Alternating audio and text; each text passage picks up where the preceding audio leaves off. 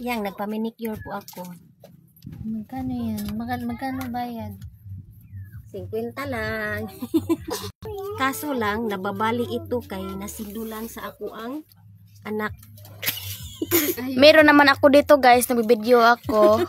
Kasi guys, tumatawa sila kasi guys. Sabi ni mama, nababali daw yung kuko niya, nasinduhan ng kanyang mga anak. Okay naman yan, oh. Nabali. Nagpumanicure na ni ito, kinukuot ito ng mga ingrown.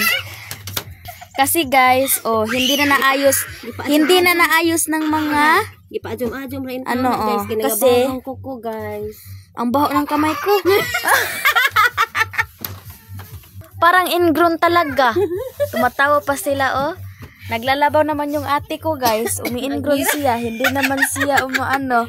Nahiya talaga siya, guys. Ang hirap magtagalog guys. Oh, ito pala yung aking Bunso. oh, bunsong maldita. Kasi, guys, umuwi siya dito kahapon kasi hindi ko alam. Sir, ano kayang inuwian niya dito? Ito pala ang aking papa, guys. Oh, excuse ka dito. Kasi, guys, oh, bagong kain pa yan.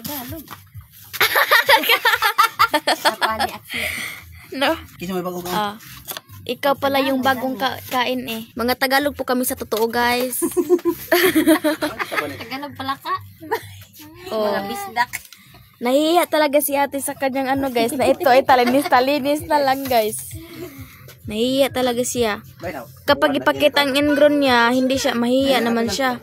Desire, halika rito. Desire.